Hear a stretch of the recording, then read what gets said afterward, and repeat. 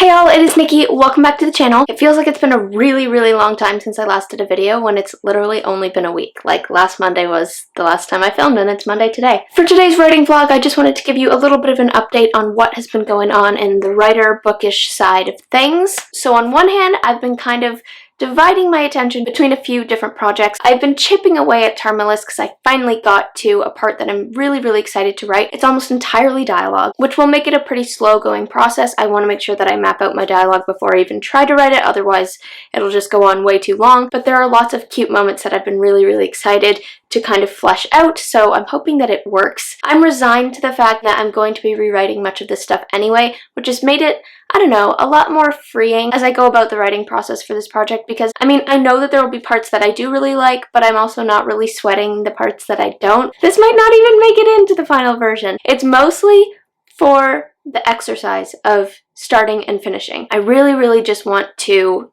get to the end and feel like, okay, you know what, I kept my butt in the chair and saw this thing through, and now I can let it sit as long as I need to before I can think about rewriting. But that was part of the goal. Part of the goal was just to finish a project. Part of the goal was to flesh out the backstory a little more so that I'm a little more confident about where the story is going in the present day series that I'm actually still actively working on. This is just the prequel.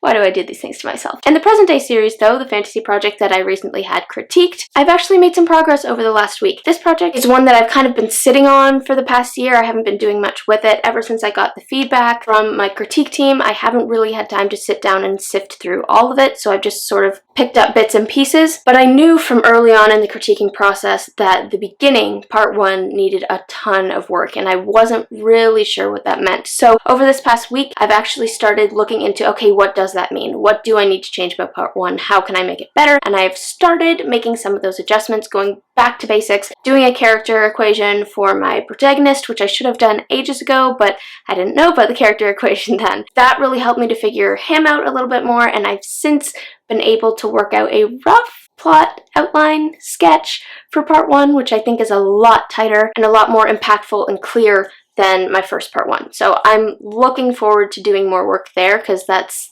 plotting is just so fun. When you don't have the pressure of writing, but you're just working at the story, it's probably my favorite part. I've also started making a revision plan for my other project that I do have a complete draft of, so that is kind of priority number one right now. I got myself a separate notebook for that project, which is a big step for me because I don't like having multiple notebooks for story stuff, but I've decided that I want that world to kind of be contained in its own space, so that is exciting in a very small, writerish, nerdy way. And finally, I went thrifting the other day, which I don't do very often, but as always, I check the book section first. I found this beautiful copy of A Tale of Two Cities, which is my favorite Dickens book. I think it was the first Dickens book that I ever read. It was in grade 10 English, and it just destroyed me. I cried so much. It was so beautiful. So when I saw that it was just coming with me, there was no consideration needed. I also found this really nice copy of Ben-Hur, which is a classic that I have never read, but I really want to read because I am a fan of the films. This final purchase kind of took me by surprise. I'm not normally the kind of person to just like buy things willy-nilly, but Greek Tragedies Volume 1 and 2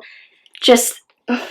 they had to come with me. Like, I couldn't leave them there. I felt so scholarly and studious buying these, but also I have read a lot of them because I took a Greek tragedy and comedy course in university, so this is kind of cool. I've actually been meaning to have some Greek tragedy and stuff on my shelf because I want to be familiar with those stories just because of the impact they've had on the literary tradition in general. I want to understand references and be able to maybe incorporate some of their themes into my own stuff. So that was my thrifting excursion, and I thought it was a smashing success. It is sort of midterm season at school, so it's going to be tricky going forward to balance my writing projects with school, with work, with karate, with all the things I've got going on. I'm definitely prioritizing my revision plan project. That one needs to get done first. Tarmillis will probably take a back seat, and Son of Silver Skies will be in the trunk. As always, I know that the Lord is going to help me to accomplish everything I need to accomplish in its proper time, so I'm just going to sort of trust that, do my best to keep my priorities straight, and we will see what happens over the next season. Thank you so much for watching this video, guys. I hope you enjoyed it, and as always, do not forget to spend some time in the clouds today.